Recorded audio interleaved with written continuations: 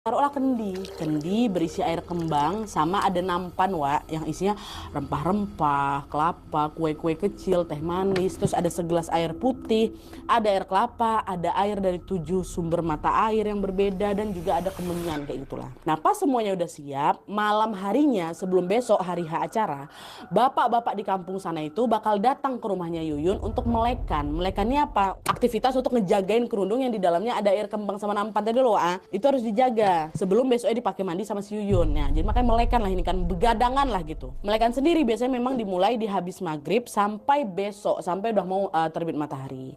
Nah, waktu itu yang ikut melekan ya itulah pasti tuan rumah ada Ato, Ujang itu kan bapaknya si Wawa ini, terus ada Nanang suaminya Yuyun, terus beberapa anggota keluarga, tetangga dan ada juga orang pintar namanya Pak Cecep. Nah, di sana Wak memang harus ngundang orang pintar tiap ada acara melekan, harus untuk apa? Untuk jaga-jaga kalau ada hal-hal yang tidak diinginkan terjadi gitu kan. Awalnya pas lagi melekan jagain kerundung ini nggak ada kejadian aneh apapun Nadia. Katanya semua normal-normal aja. Sampai waktu Isya tiba, beberapa bapak-bapak termasuk Pak Cecep si orang pintar tadi izin dulu ke musola mau sholat Isya.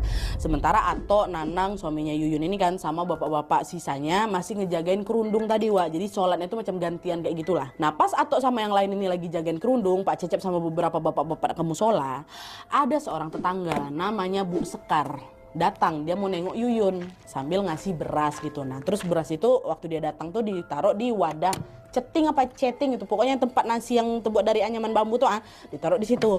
Dan FYI memang udah jadi tradisi di sana Nadia, kalau ada yang lagi ngadain acara 7 bulanan atau hajatan lainnya, tetangga-tetangga pasti bakal jenguk sambil bawa beras atau juga kebutuhan dapur lainnya untuk bantu-bantu persediaan dapur kayak gitulah.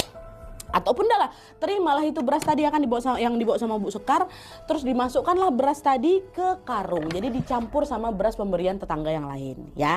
Nah habis itu cetingnya tadi si anyaman bambu tadi dikembalikanlah ke Bu Sekar. Makasih ya Bu ya gitu kata si Ato. Dah, habis itu habis Bu Sekar ini ngasih beras, Bu Sekar masuk dulu bentar ke rumah untuk ngelihat si Yuyun, ditemani sama suaminya Yuyun, Nanang ya kan. Terus sudah habis nengokin Yuyun bentar, apa ngobrol-ngobrol bentar, nggak lama Bu Sekar pun pamitan pulang. Nggak lama setelah Ibu Sekar ini pulang Wak, Ato sama bapak-bapak yang lain yang lagi ngejagain kerundung tadi, tiba-tiba ngerasa kok hawa udara di luar rumah tuh jadi gerah kali Wak. Gerah, padahal sebelumnya masih sejuk-sejuk aja, masih biasa aja. Gerah waktu Bu Sekar itu balik. Terus nggak lama Ato ini juga ngelihat kain jarit penutup kerundung tadi tiba-tiba macam gerak sendiri gitu, macam ada yang nyenggol dari dalam. Tapi waktu ditengok kan dicek sama si Ato kan ke dalam kerundung itu nggak ada siapa-siapa, entah itu kucing atau tikus atau binatang, nggak ada.